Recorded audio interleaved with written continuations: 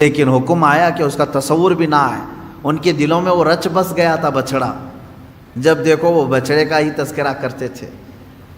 اب اس طرح کے جو گمراہیاں آج تک لوگوں کے دلوں میں ہیں انہیں ختم کریں.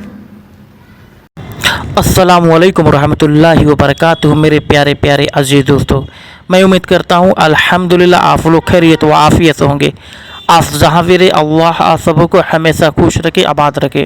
میرے پیارے عزیز دوستو، آج کے اس ویڈیو میں ہم لوگ جانیں گے مفتی سلمان اظہری صاحب جو بھی اپنے ویڈیو میں بتا رہے ہیں یہ بہت ہی شاندار کا بیان سنانے والے ہیں. مفتی سلمان اظہری صاحب کا بہت ہی شاندار اور لاجواب بیان ہونے والا ہے. تو پلیز آپ لوگ مفتی سلمان اظہری صاحب کا ویڈیو شروع سے لے کر آخری تک ضرور دیکھیں اور جو بھی بتا رہے ہیں اس پر پورا عمل کریں. ٹھیک ہے میرے پیارے عزیز دوستو، ویڈیو کو شروع کرتے ہیں. لیکن حکم آیا کہ اس کا تصور بھی نہ آئے. ان کے دلوں میں وہ رچ بس گیا تھا بچڑا. سبحان اللہ. جب دیکھو وہ بچڑے کا ہی تذکرہ کرتے تھے. دوستو اس ویڈیو کو فل واچ کرنا. اب اس طرح کے جو گمراہیاں آج تک لوگوں کے دلوں میں ہیں انہیں ختم کریں. بے شک گمراہیاں ختم کرنا ضروری ہے. کچھ لوگ کچھ عمل کرتے تھے جو ناجائز و حرام تھا گھروں میں. نعوذ باللہ. ہم نے تنبیہ کی، تلقین کی کہ یہ ناجائز ہے، حرام ہے، نہ کریں. چھوڑ تو دیا انہوں نے، لیکن جب جب وہ اوکیشن آتے ہیں تب تب پھر سے ان کی یاد آتی ہے. نعوذ باللہ، نہیں ہونا چاہیے. اب اس کی مثال آپ کو میں بتاؤں. شروع کی بات ہے کہ محرم کے زمانے میں پنجے اٹھا کر کے ناچنے کی عادت اکثر لوگوں کو تھی. استغفر بہت اللہ. سارے لوگ. ایک طرح سے اس میں عبادت کا تصور نہیں تھا لوگوں کو، بس یہ کہ انٹرٹینمنٹ کرنا ہے. کیونکہ عبادت اس طرح سے روڈ اور گلیوں میں ناچ کر کے تو ہوتی نہیں. بے شک نہیں ہوتی. نہ وہ امام حسین کو راضی کرنے کا مسئلہ ہے، نہ رب تبارک و تعالیٰ کی بارگاہ میں کچھ پیش کرنے کا مسئلہ ہے.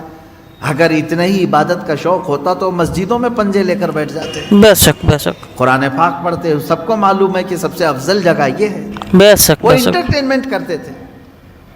اب ہوا یہ کہ ہم نے کہا کہ یہ بے حرمتی ہو رہی ہے.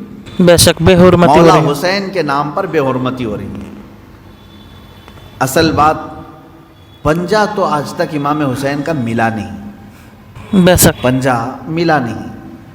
حضرت عباس علمبردار کے پنجے کٹے تھے یہ سنا ہے، روایات بھی، لیکن اس کی شبیہ، اس سے ملتی جلتی تصویر کچھ ملی نہیں. نہیں ملی. اب رہی بات تعزیہ کا مسئلہ. تعزیہ جو ہے اس کا مسئلہ مختلف بھی ہے. اتنا میں بتاؤں گا، کنفیوز نہیں ہونا. تعزیہ کو شرائط کے ساتھ اگر بٹھایا جائے تو جائز ہے، لیکن وہ شرائط پورے کرتے نہیں لوگ. جی جی بالکل. اور ہم نے اگر اتنا ہی شوشہ کھول دیا تو بڑے بڑے دروازے لوگ کھول دیں گے. بے شک. بات صرف اتنی تھی تعزیہ کی. امام حسین کا جو روضہ ہے اس روضے کی شکل کی کوئی چیز بنا کر کے آپ نے رکھ دیا تو کسی بھی بزرگ کے روضے کی شکل بنا کر کے رکھنا مستحسن ہے، کوئی حرام کام نہیں ہے، ناجائز نہیں ہے. جیسے ہم گنبد خضرا بناتے ہیں، خانہ کعبہ بناتے ہیں، ہوتا ہے گنبد خضرا جہاں ہوگا ہم تعظیم کے ساتھ دیکھتے ہیں.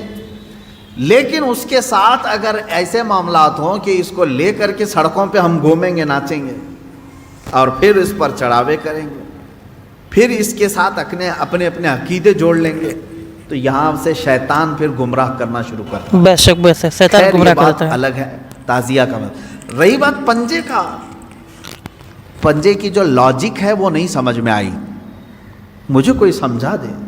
میں نے اس سے قبل بھی بہت پہلے ہی کہا تھا، میں خود اٹھاؤں گا. پنجے کی کیا خصوصیت ہے؟ اگر امام حسین شہید کربلا رضی اللہ تعالیٰ عنہ کے ہاتھ کا نشان لے کر کے کوئی اٹھا کر گھومتا ہے، میں تو کہوں گا ہاتھ کیوں اٹھاتے ہو؟ اس سے بہتر ہے کہ مولا حسین کا قدم اٹھا کر کے گھومیں. بے شک بے شک. کیونکہ ہمارے لیے ان کے قدم تک پہنچنا بھی بہت دور کی بات ہے. بالکل بالکل. قدم اٹھا کر کے کوئی گھومتا ہوا نہیں دکھا مجھے، کوئی تلوار اٹھا کر کے دکھا. تو اس میں ہاتھ کی کیا خصوصیت ہے یہ تو مجھے لاجک اب تک نہیں معلوم. بہرحال ایک ٹاپک الگ ہے. اس کے اندر جو خرافات آ رہی تھیں، اس کے ساتھ عورتوں مردوں کا ساتھ ملنا، گانے باجے ڈھول تاشے اور طرح طرح کے اس میں خرافات لے کر کے اس کو کہاں سے کہاں تک پہنچایا تھا. شروع کس لیے ہوا ہوگا معلوم نہیں، پہنچا کس کام کے لیے بہت دور چلا گیا. بے شک اب میں جو بات کہنے جا رہا تھا وہ یہ تھی کہ چند سالوں پہلے ہم نے دیکھا بہت خرافات ہو رہی ہے، ایک جگہ ہم نے کہا منع ہے، انہوں نے فوراً اس کو ختم کر دیا، نہیں کریں گے۔ ہاں میں نے کہا کہ ٹھیک ہے، مولا حسین کے روزے کی شکل بناؤ، ہر گھر میں بنا کر کے رکھو، یاد کے لیے اچھا اپنے بچوں کو دکھاؤ کہ یہ مولا حسین کا روزہ ہے۔ بے ہم شک جیسے گنبد خضرا رکھتے ہیں اپنے گھروں میں، خانہ کعبہ رکھتے ہیں، امام حسین کا روزہ رکھنے میں کون سی دقت کی بات ہے؟ میں اتنا زیادہ مخالف نہیں ہوں اس چیزوں کا، رکھو، آپ پیتل کا بناتے بناؤ، تانبے کا بناتے بناؤ، سونے کا بناتے ہو بناؤ، اس میں حرج نہیں۔ ہم جس چیز کی مخالفت کرتے ہیں وہ خرافات و حرام کاریاں جس کو باہر سڑکوں پر کیا جاتا ہے، میں اس کا مخالف ہوں۔ خیر بات آئی، بند ہو گئی، لیکن ہوتا کیا تھا معلوم ہے؟ چند دنوں کے بعد دوسرا محرم آیا تو گھر والے کہتے ہیں کہ حضرت وہ تو بند ہیں لیکن بچے ویسے ہی ناچ رہے ہیں، ہاتھ ایسے لمبے کر کے خود پنجہ بن گئے اور ناچ رہے ہیں۔ تو میں اس چیز کو مثال میں اس لیے بتا رہا ہوں کہ بنی اسرائیل بچھڑے کی پوجا کرتے تھے، حکم آیا ان کے قتل کا، قتل بھی ہوئے، بچھڑا بھی مار دیا گیا، لیکن زمانے تک ان کے دلوں سے بچھڑے کی محبت گئی نہیں تھی۔ وہی ذکر آج کی آیت میں نے پڑھا ہے، اللہ فرماتا ہے ثم اتخذوا العجل من بعد ما جاءتهم البینات، پھر یہ بچڑے کو ایسا لے کر کے بیٹھے رہے جبکہ ان کے سامنے کھلی ہوئی نشانیاں تھیں۔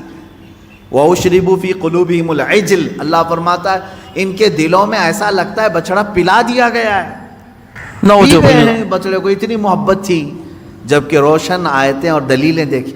تو خلاصہ یہ ہے میرے عزیزو، کہنے کا مطلب کہ بعض چیزیں گمراہیاں ایسی ہیں جن کو چھوڑنے کے بعد بھی وہ کچوکے لگاتی رہتی ہیں، برے گناہ بھی ایسے ہیں جن کو چھوڑنے کے بعد وہ دوبارہ دماغ میں وسوسے ڈالتے رہتے ہیں۔ بے شک ان وسوسے ڈالتے کاموں رہتے ہیں۔ کو حتمی طور پر اپنے تصور میں بھی نہ آئے۔ اعوذ باللہ من شر الشیطان الرجیم کثرت سے پڑھیں، اعوذ باللہ من شر الشیطان الرجیم، من شر الشیطان الرجیم۔ اے اللہ میں پناہ مانگتا ہوں تیری مردود شیطان کی ان شرارتوں سے جو میرے دماغ میں ڈال رہا ہے۔ بے شک تو یہ اسی کی طرف سے ہوتی ہیں، وہ پرانے راستے پر لے جانا چاہتا ہے، گمراہی کی طرف لانا چاہتا ہے، وہ خرابیاں جن کو تم چھوڑ کر کے آئے ہو یاد دلاتا ہے ایک بار اور چلا جاؤ۔ اس کے لیے کثرت سے یہ پڑھا کریں، جب جب ایسا وسوسہ آئے کہیں اعوذ باللہ من شر الشیطان الرجیم۔ بسم اللہ آج الرحمن ہی صبح الرحیم۔ گناہ سے توبہ کیا، سوچا کہ نہیں کروں گا یہ گناہ، لیکن رات ہوتے ہی پھر خیال آیا ایک بار اور کر لو۔ میں بتا رہا ہوں فوراً اس وقت یہ پڑھو اعوذ باللہ من شر الشیطان الرجیم۔ اے اللہ میں تو چھوڑ چکا تھا شیطان مردود، پھر مجھے لا رہا ہے وسوسے، میں تیری پناہ مانگتا ہوں مردود شیطان کی شرارتوں سے۔ یہ باتیں یہاں سبحان تک ختم اللہ۔ ہو گئیں، اور آگے کی جو آیت میں نے تلاوت کی تھی آج کی، اس میں اللہ تعالیٰ نے یہ فرمایا ہے کہ بنی اسرائیل کو ایک حکم یہ بھی تھا کہ یہ جب بیت المقدس میں جائیں تو سجدے کی حالت میں جائیں، لیکن ان میں سے بہت سارے نافرمان ایسے تھے کہ وہ اپنی سرین کو گھسیٹتے ہوئے ایسے جا رہے تھے۔ حکم ہوا تو سجدہ کر کے جائیں، لیکن وہ مذاق کے طور پر سرین اپنے گھسیٹتے ہوئے اس طرح سے بیت المقدس میں جانے لگے۔ ایک نافرمان یہ کیا انہوں نے، اور پھر اللہ نے فرمایا تھا ہفتے کے دن شکار نہ کرنا، سنیچر کے دن شکار کرنا ان کے لیے حرام تھا۔ تو یہ بنی اسرائیل کیا کرتے تھے، جمعہ کے دن جال لگا کے آتے تھے مچھلیوں کا، اور اتوار کو جا کر کے لے کے آتے تھے۔ کہتے ہم سنیچر کو شکار نہیں کیے، جمعہ کو جال لگائے تھے، اتوار کو لے کے آئے، پھر مچھلیاں کون سے دن پھنسی تھی ہیں۔ تو اس طرح ہیلے بہانے وہ کس سب کے لیے شرارتی کرتے ہیں؟ ہے، اللہ کے لیے، شرارت اللہ کو کرتے تھے۔ دھوکہ دینے کی سوچتے ہیں۔ جیسے کچھ لوگ زکوٰۃ چھپانے کے لیے کرتے ہیں، سال ہونے سے پہلے کسی کو مالک بنا دیا، بھائی سال نہیں ہوا میرے پاس، وہ 6 مہینے رکھا اس نے واپس لوٹا دیا۔ تو یہ بنی اسرائیل کی وہی حرکتیں ہیں میرے عزیزو، اللہ کا عذاب شیطانی آئے گا۔ کھوپڑا یہ سب۔ تم ایک دوسرے کو چھپا سکتے ہو بہت ساری باتیں، لیکن اللہ رب العزت سے کوئی چیز نہیں چھپے گی، بے شک، تمہارے بے دلوں شک۔ کے حالات سے وہ باخبر ہے۔ بے شک بے شک۔ اور اللہ نے فرمایا ہم نے ان سے گاڑا عہد لیا تھا کہ یہ چیزیں نہیں کرو گے، پھر بھی انہوں نے کیا۔ فَبِمَا نَقْضِهِمْ مِيثَاقَهُمْ، اللہ فرماتا ہے تو ان کی کیسی بدعہدیوں کے سبب ہم نے ان پر لعنت کی ہے. یعنی وعدہ خلافی کرتے تھے یہ بنی اسرائیل یہودی, توبہ کرتے تھے اللہ آئندہ سے ایسا کبھی نہیں کریں گے, بچڑے کی پوجا میں لگ گئے, کر رہا ہو امام ہو. من شذ شذ فی النار, حضور فرماتے ہیں جو جماعت سے ہٹا اسے تنہا جہنم میں ڈالا جائے. یا اللہ یا اللہ. جماعت کا مطلب کیا ہے؟ یہی تمام یونٹی اسلام اور مسلمانوں کی. عزیزان گرامی, 40 دن موسیٰ علیہ السلام نہیں تھے اپنی قوم کے ساتھ تو کیا ہوا؟ سب بچڑے کی پوجا میں لگ گئے. اب یہاں اندازہ کریں آپ, نعوذ باللہ. برسوں برس جن کے درمیان کوئی شیخ نہ ہو, کوئی عالم بعمل نہ ہو, کوئی ان کی صحیح تربیت کرنے والا نہ ہو, تو پھر کیا ہوگا؟ سب ہوس کے پجاری ہو جائیں گے. بے شک بے شک. یہ اور بات ہے کہ اللہ نے بچا رکھا ہے, آج بچڑے کی پوجا تو نہیں کر رہے لیکن اپنی خواہشات کی پوجا تو کر رہے ہیں آج. بے شک بے شک, بالکل تقریباً ہو رہا ہے. جو مرضی میں آئی اس چیز کو عمل کر لے جانا, یہ پوجا ہی تو ہے. بے شک بے شک. ہر خواہش کو پوری کر لینا کہ ابھی ابھی ہم نے سوچا اور یہ ہونا ہی ہے. اسی لیے قرآن کہتا ہے ارأیت من اتخذ الہہ ہوا, اے رسول کیا آپ نے دیکھا کچھ وہ لوگ ہیں جو اپنے خواہشوں کو معبود بنائے ہوئے ہیں, نعوذ باللہ. اپنے خواہشوں کو خدا بنائے, اپنے خواہشوں کو معبود بنائے ہوئے ہیں, نعوذ باللہ. اپنے خواہشوں کو خدا بنائے ہوئے ہیں. کیسے؟ دیکھیں, خدا وہ ہے جس کی ہر بات مانی جائے گی. بے شک. خدا کی ہر بات ماننا ضروری ہے. السلام علیکم ورحمۃ اللہ وبرکاتہ. میرے پیارے عزیز دوستو, میں امید کرتا ہوں کہ مفتی سلمان اظہری صاحب کے اس بیان کو شروع سے لے کر آخر تک دھیان سے سنے ہوں گے, اور جو بھی انہوں نے بتایا اپنے بیان میں آپ نے اچھے سے سمجھ گئے ہوں گے اور اس پر عمل کریں گے انشاءاللہ تعالی. تو ٹھیک ہے دوستو, پھر ملتے ہیں اگلے نئے ویڈیو.